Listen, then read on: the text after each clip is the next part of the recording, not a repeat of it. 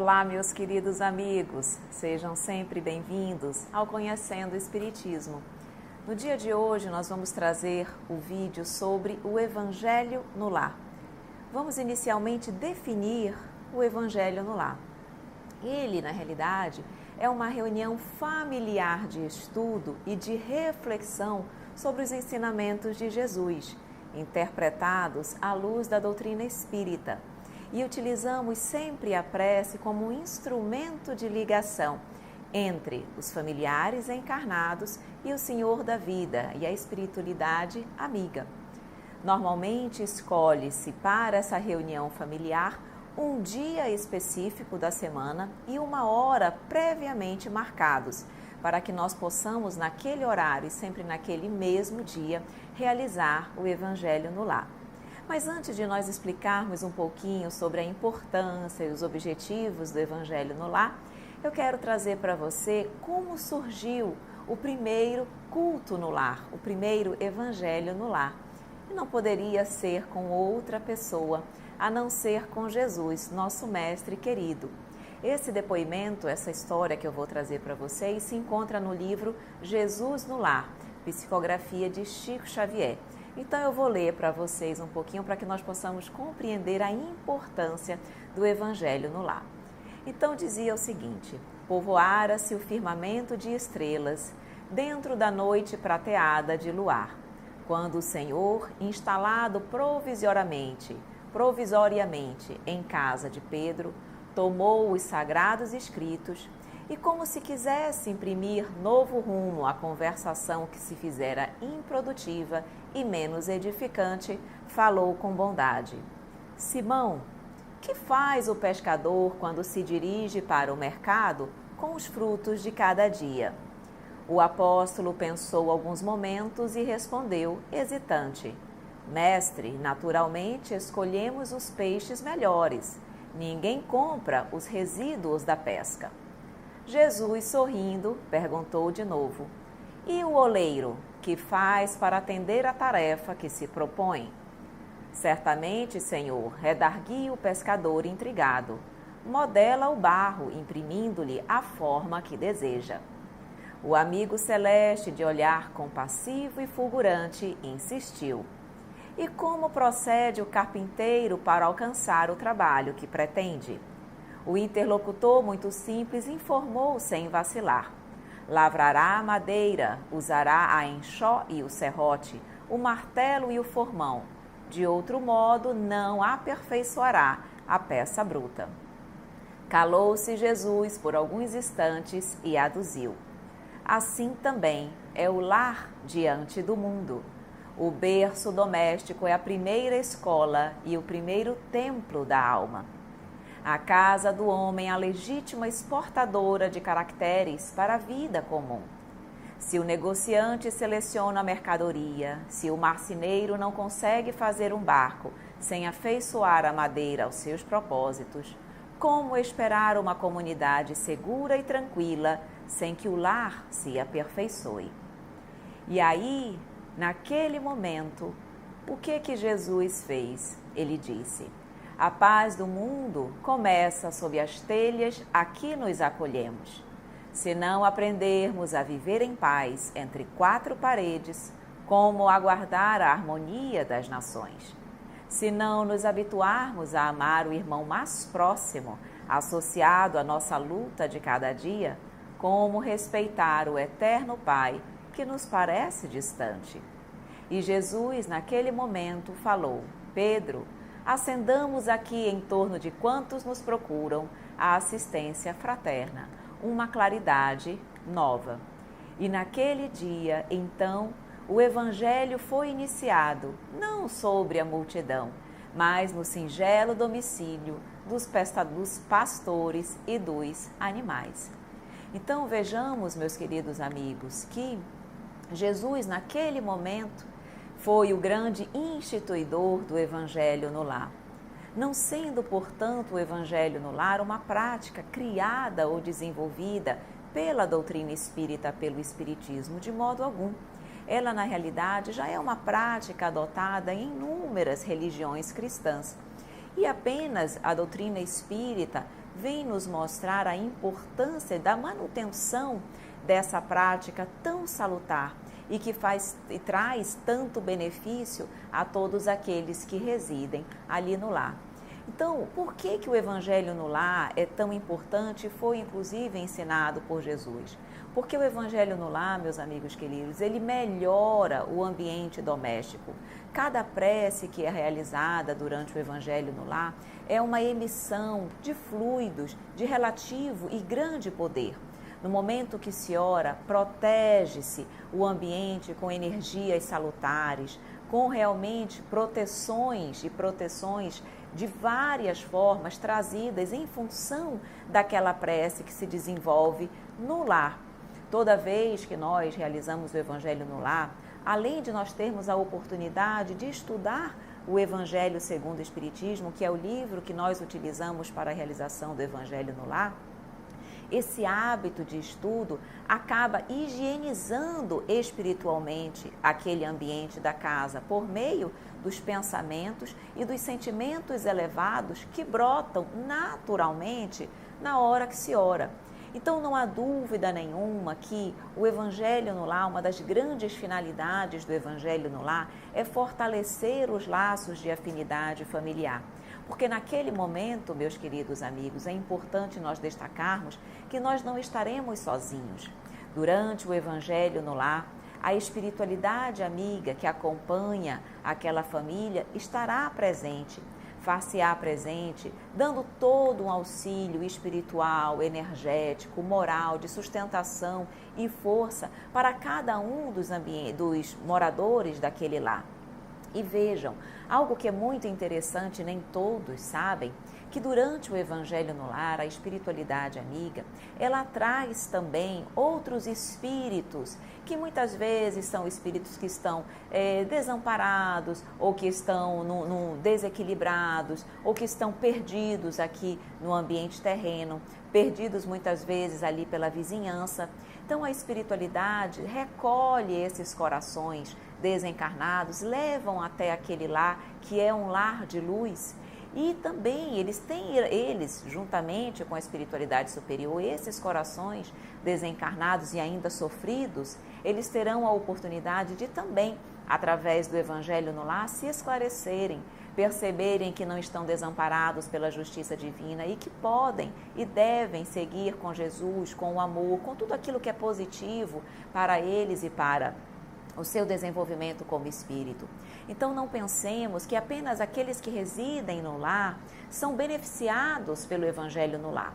De modo algum, tanto os encarnados quanto os desencarnados que por ali estiverem serão beneficiados pelo Evangelho no lar. E é por isso, inclusive, que o Evangelho no lar tem que ser feito em voz alta, mesmo que esteja sendo feito por uma única pessoa, para que aqueles corações que lá estiverem possam ouvir e também se esclarecer com o Evangelho no lar. Então, um dos grandes benefícios do Evangelho no lar é justamente o fato desses benfeitores espirituais, pouco a pouco, construírem cortinas de proteção fluídica naquele ambiente, naquele lar, de modo que a espiritualidade inferior não adentre a casa, porque ela está protegida fluidicamente por conta do Evangelho no lar e por conta daquela casa dar condições para que a espiritualidade superior crie essa cortina de proteção fluídica, protegendo aquelas pessoas que lá habitam. Então, por exemplo, se eu venho da rua, de um trabalho, e por alguma razão, algum espíritozinho inferior ou imperfeito me acompanha, quando eu chego na minha casa, eu adentro o meu lar, mas ele não consegue entrar junto comigo. Por quê? Porque ele não está na mesma sintonia fluídica do meu lar, da ambiência do meu lar. E, portanto, ele não conseguirá adentrar a minha casa. Então, um outro benefício, além dessa proteção fluídica, é justamente a dissolução de energias negativas que, porventura, existam dentro do lar ou junto a alguma das pessoas que ali residem. Favorece sempre a entrada de luzes espirituais, de boas energias, de bons fluidos. Na realidade, o Evangelho no lar, meus amigos, realiza uma faxina no campo espiritual daquela casa e de todos aqueles que a habitam. Então, como é que nós podemos agora falar um pouquinho sobre a realização do Evangelho no lar? como realizar o Evangelho no lar, sabendo que ele é tão importante para toda a família. Inicialmente, como nós já dissemos, além de escolher um dia específico e um horário específico, é importante, quem puder, colocar uma música suave, uma música de meditação, uma música relaxante, porque isso auxilia na harmonização do ambiente. E por que nós dizemos que é importante escolher um dia e uma hora da semana específica? Porque a espiritualidade superior vai ter um compromisso na sua casa naquele dia. Então é importante que eles saibam exatamente o dia e a hora que nós vamos realizar o Evangelho, para que eles possam, junto com a equipe de trabalhadores, estar no seu lar todas as semanas naquele mesmo horário, para realmente realizar o trabalho. Se nós tivermos um horário diferente, não tem como eles se programarem, se planejarem para estarem lá conosco. Então, nós devemos reunir a família. Naquele momento, quem da família quiser participar, convidemos. Se tiver alguém da casa que não queira, por alguma razão, participar, respeitemos. Façam aquelas pessoas que se sentem, digamos assim, à vontade e querem fazer. Não há problema nenhum. Nós podemos colocar água para fluidificar. Normalmente nós colocamos um copinho para cada uma das pessoas que residem no lar. Às vezes algumas pessoas não querem, por questões de religião, enfim, tem os seus motivos pessoais, não querem realizar o Evangelho, mas muitas vezes não se obstam a tomar a aguinha fluidificada. E por que essa água ela é colocada para fluidificar? Porque naquele momento ela recebe energias da espiritualidade superior que ali está presente, ela é magnetizada, ela adquire propriedades especiais que vão beneficiar aquelas pessoas que a utilizam, que a usem. E realmente a água magnetizada, fluidificada, ela tem ali um caráter de cura, ela vai auxiliar na cura tanto dos problemas físicos quanto dos problemas emocionais que aquela pessoa eventualmente tenha. Inclusive, no próprio livro Nosso Lar, Psicografia de Chico Xavier pelo Espírito André Luiz, é mostrado lá na colônia Nosso Lar que a água ela é importantíssima, que nós da Terra não temos noção do quão importante é a água para, digamos assim, a saúde, não apenas física, mas a saúde espiritual das pessoas.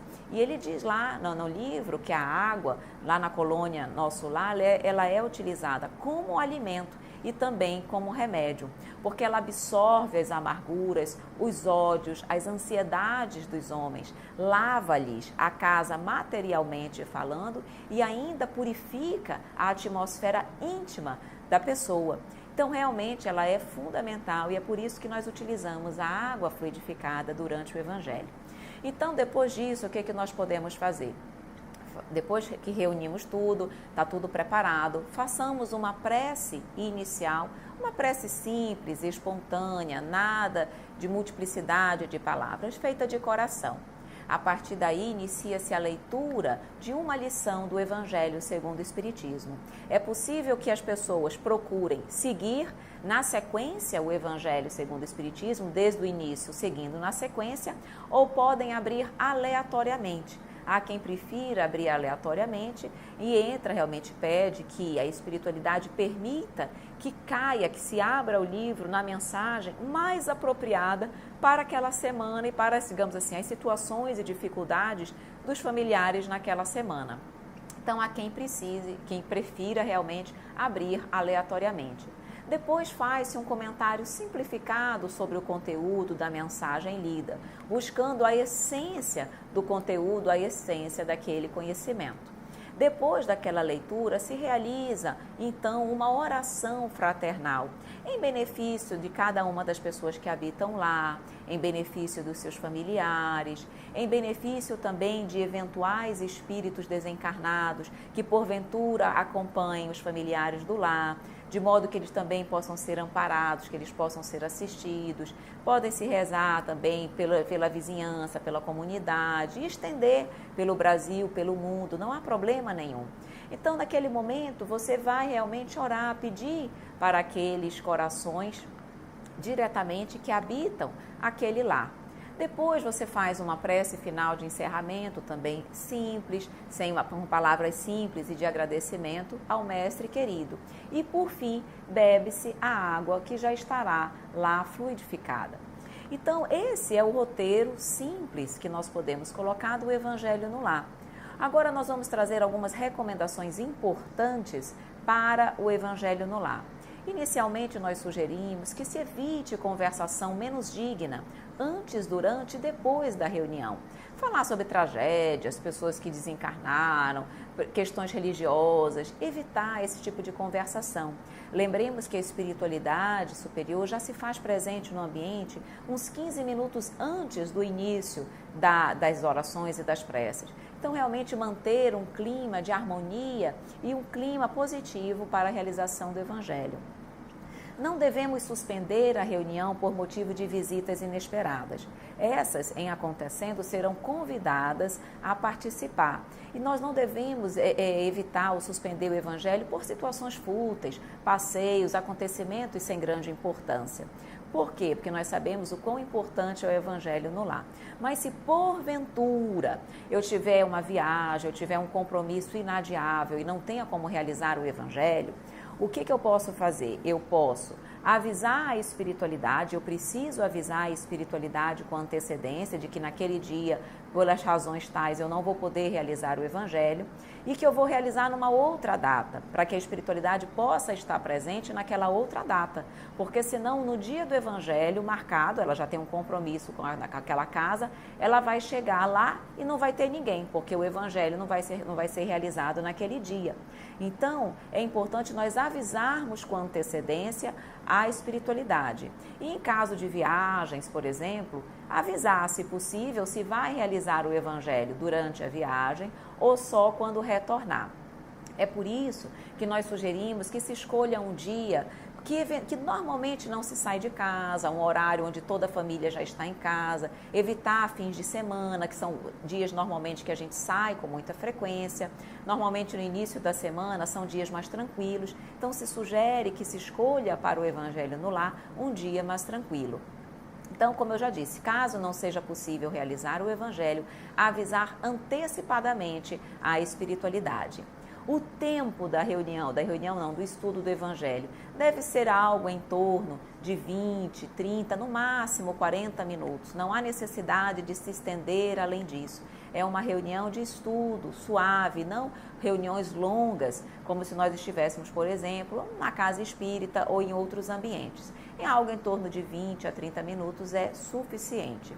Caso tenha crianças presentes durante o Evangelho, é importante permitir que elas participem, ou que elas possam fazer a leitura, ou que elas possam fazer um comentário, ou uma prece, para que elas se sintam úteis, para que elas se sintam realmente participando daquele Evangelho. Informação importante, não é necessário, não é recomendável haver manifestação mediúnica durante o Evangelho no lar. O objetivo não era uma reunião mediúnica, tá? É apenas um estudo do Evangelho. Então, não é conveniente, caso haja médiuns ostensivos durante a reunião, não é conveniente que se dê passividade para espíritos. E o passe? Às vezes, algumas pessoas sentem necessidade no fim do estudo do Evangelho de receber algum passe, né? Um reforço energético, mas isso nem sempre é necessário, porque a finalidade básica do Evangelho é o esclarecimento, mas desde que haja uma necessidade especial, alguém esteja especialmente precisando, pode-se dar um passe no fim, embora normalmente não exista essa necessidade. E por fim, meus queridos amigos, para nós falarmos um pouquinho também do Evangelho no Lar, eu vou contar para vocês um caso referente ao Evangelho no Lar e Chico Xavier. Essa situação, esse caso foi contado por Divaldo em relação a Chico Xavier. Chico Xavier, quando encontrava-se em Leopoldo, ainda jovem, no início do seu trabalho mediúnico, houve lá em Pedro Leopoldo um assassinato brutal, um jovem foi assassinado e a mãe realmente ficou muito entristecida porque ela ficou sem aquele filho que ela tanto amava. Aí um espírito desencarnado, um espírito amigo de uma pessoa, de uma senhora que residiu naquela região, ela se mostrou a Chico e disse: Chico, vá fazer um evangelho no lar na casa da mãe enlutada, hoje. E aí Chico, muito obediente, na hora aprazada, vamos supor que tenha sido às 20 horas, bateu a porta daquela mãe enlutada e disse que lá estava para fazer o evangelho no lar, em homenagem ao seu filho que havia desencarnado e também a ela, conforme o seu coração sofrido de mãe. Ela agradeceu, ficou muito satisfeita, preparou a mesa, colocou a aguinha para fluidificar, havia, parece-me que 2 ou 3 pessoas na casa, todas se prepararam para realizar o evangelho no lar. Feita a prece inicial, foi aberto o evangelho. E na hora que abriu o evangelho, a lição que caiu foi o perdão das ofensas. Quando a mãezinha enlutada deu o livro, deu o Evangelho segundo o Espiritismo para o Chico Xavier fazer a leitura, tocou a porta. Alguém estava na porta. A mãezinha foi abrir e era um mendigo que se encontrava numa situação muito deplorável, pedia alguma coisa para comer e para se alimentar. Ela disse que naquele momento ela não poderia dar nada para ele comer, porque eles estavam realizando o evangelho no lar, mas que se ele quisesse participar, ele era bem-vindo. E ele aceitou, naquela sua condição triste, né? E ele aceitou realizar o evangelho no lar. Pois muito bem, foi feita a leitura, o Chico Xavier fez os comentários, as considerações sobre o tema, o perdão das ofensas, e quando ele terminou o comentário, a mãezinha disse que naquele momento, envolvida por todo aquele sentimento, ela aproveitava aquela situação, aquele momento, para perdoar o assassino do seu filho. Embora ela não soubesse quem era, com certeza ele se encontrava também em muito sofrimento. E que naquele momento, assim como ela amava o seu filho e o via sempre como seu filho, ela também, a partir daquele momento, veria o assassino, o eventual assassino do seu filho também como um filho seu e o perdoava de todo o seu coração. Feito os comentários, quando finalizou o evangelho, o mendigo perguntou dela: a senhora é a mãe do jovem assassinado? E ela disse: sim, meu filho, sou eu. E naquele momento ele se ajoelhou a seus pés e disse: eu sou o assassino. Mas se a senhora, neste exato momento, sem que eu pedisse ou precisasse, a senhora me deu o seu perdão, eu preciso, a partir de hoje, me modificar como pessoa. E ao sair daqui, eu vou até a delegacia e eu vou realmente me entregar como sendo o assassino do seu filho. E assim ele fez e realmente, a partir dali, seguiu uma vida diferente. Então, para que nós possamos ter a ideia do quão importante é o Evangelho no lar e o quanto o Evangelho no lar modifica os corações, modifica as pessoas para o bem. Então, meus amigos queridos, não deixemos de realizar o Evangelho no lar, que é essa oportunidade de iluminação interior. E nós sempre estaremos cada vez mais protegidos, com defesas psíquicas exteriores, através de um processo de fortalecimento espiritual para enfrentar as dificuldades da vida. Então eu espero que você possa, a partir de hoje, se ainda não faz, implantar o Evangelho no lar. Eu agradeço mais uma vez a sua presença, a sua participação aqui conosco. Um grande abraço e até o próximo vídeo.